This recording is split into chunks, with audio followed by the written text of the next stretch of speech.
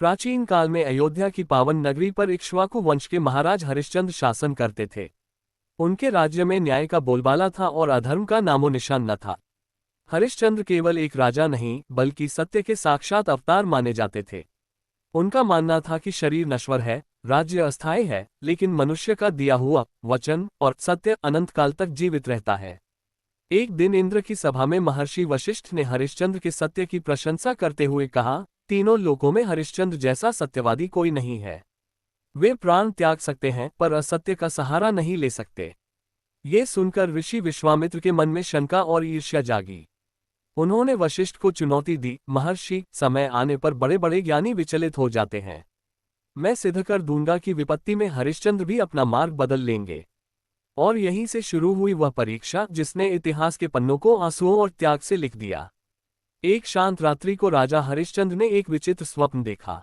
उन्होंने देखा कि एक तेजस्वी क्रोधित ब्राह्मण उनके द्वार पर आए हैं और राजा ने अपना संपूर्ण राज्य, कोष और सेना उन्हें दान कर दी है। सुबह होते ही राजा इस स्वप्न के प्रभाव में थे। वे सोच रहे थे कि क्या ये केवल एक भ्रम था या नियति का संकेत। तभी दरबार में ऋषि विश्वामित्र का आगमन हुआ। राजा ने आगे बढ़कर उनके चरण धोए और बैठने के लिए आसन दिया। विश्वामित्र ने कठोर स्वर में पूछा, राजन, क्या तुम्हें अपना वचन याद है? हरिश्चंद्र ने विनम्रता से कहा, ऋषिवर, मुझे स्वप्न याद है। यदि आप वही ब्राह्मण हैं तो मैं स्वीकार करता हूं कि अयोध्या अब आपकी है। विश्वामित्र ने कुटिलता से मुस्कुराते हुए कहा, दान तो तुमने दे दिया, पर बिना दक्षिणा के दान निष्फल होता है। मुझे स्वर्ण की भारी दक्षिणा चाहिए। राजा के पास अब कुछ न था। महल, वस्त्र और खजाना सब अब विश्वामित्र का था। फिर भी सत्य की रक्षा के लिए उन्होंने 1 महीने का समय मांगा ताकि वे दक्षिणा की राशि जुटा सकें। विश्वामित्र ने शर्त मान ली, पर एक चेतावनी के साथ। यदि समय सीमा समाप्त हुई और दक्षिणा न मिली तो तुम्हें असत्यवादी माना जाएगा। जब राजा हरिश्चंद्र अपनी पत्नी रानी शैव्या और नन्हे पुत्र रोहिताश्व के साथ महल की देहली पार करने लगे तो पूरी अयोध्या की सड़कों पर सन्नाटा पसर गया। प्रजा अपने राजा के पैरों में गिरकर रोने लगी। एक वृद्ध नागरिक ने चिल्लाकर कहा, हे महाराज, हमें छोड़कर न जाएं। ये राज्य आपका है। हरिश्चंद्र ने रुककर हाथ जोड़े और भारी मन से कहा, भाइयों, जिस राज्य को मैंने दान कर दिया उस पर अब मेरा कोई अधिकार नहीं। यदि मैं रुक गया तो मेरा सत्य हार जाएगा। क्या आप चाहते हैं कि आपका राजा असत्य के कलंक के साथ जीवित रहे? प्रजा निरुत्तर हो गई। राजा, रानी और राजकुमार नंगे पैर, साधारण वस्त्रों में पैदल ही काशी की ओर चल पड़े। मार्ग में विश्वामित्र ने कई मायावी कष्ट दिए, कभी तेज धूप, कभी कटीले रास्ते, पर हरिश्चंद्र का संकल्प नहीं डोला। पवित्र नगरी काशी पहुंचते पहुंचते 1 माह पूरा होने को आया, लेकिन दक्षिणा का प्रबंध नहीं हुआ। विश्वामित्र पुनः प्रकट हुए और बोले, समय समाप्त हो रहा है हरिश्चंद्र। क्या दक्षिणा दोगे या हार मान लोगे? हरिश्चंद्र के पास अपनी आत्मा के अलावा बेचने को कुछ न था। रानी शैव्या ने अपनी आंखों में आंसू भरकर कहा, स्वामी, कुल की मर्यादा बचाने के लिए आप मुझे और पुत्र को बेच दीजिए।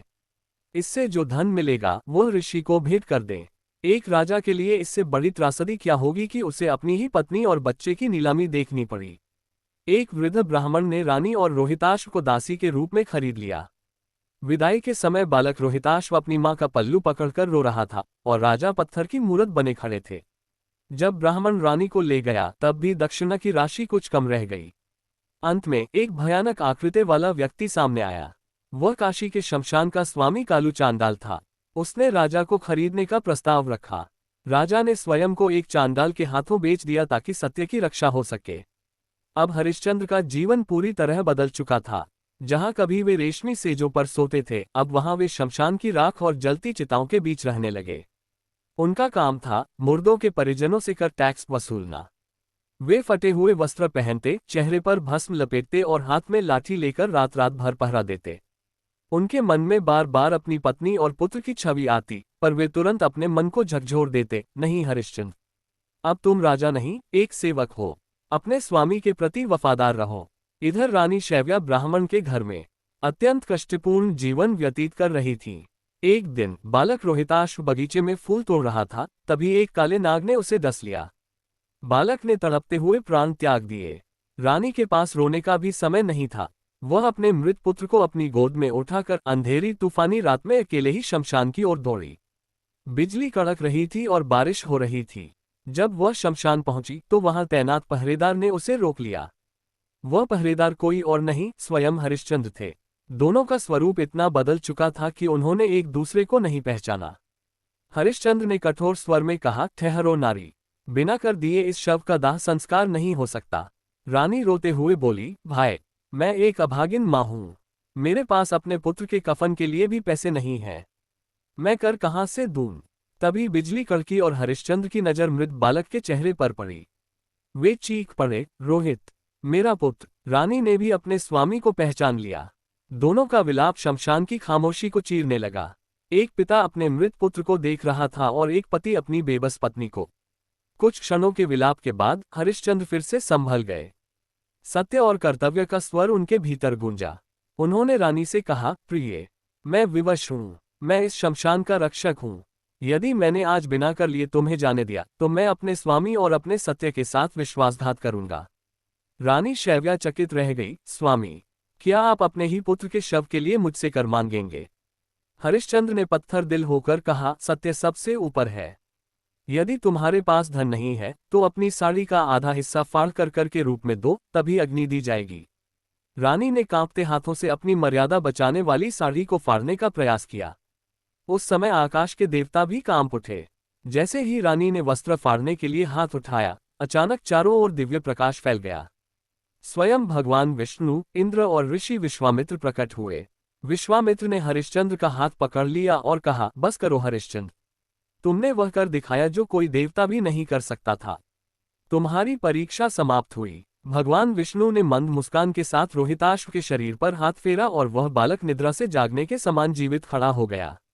विश्वामित्र ने स्वीकार किया कि हरिश्चंद्र के सत्य के सामने उनका अहंकार हार गया है। देवताओं ने राजा को सदैव स्वर्ग चलने का निमंत्रण दिया, पर महान हरिश्चंद्र ने कहा, प्रभु, मेरी प्रजा ने मेरे दुख में दुख सहा है। मैं उन्हें छोड़कर अकेले स्वर्ग नहीं जा सकता। राजा की इस निस्वार्थ भावना को देखकर भगवान ने पूरी अयोध्या नगरी के वासियों को स्वर्ग का अधिकारी बना दिया।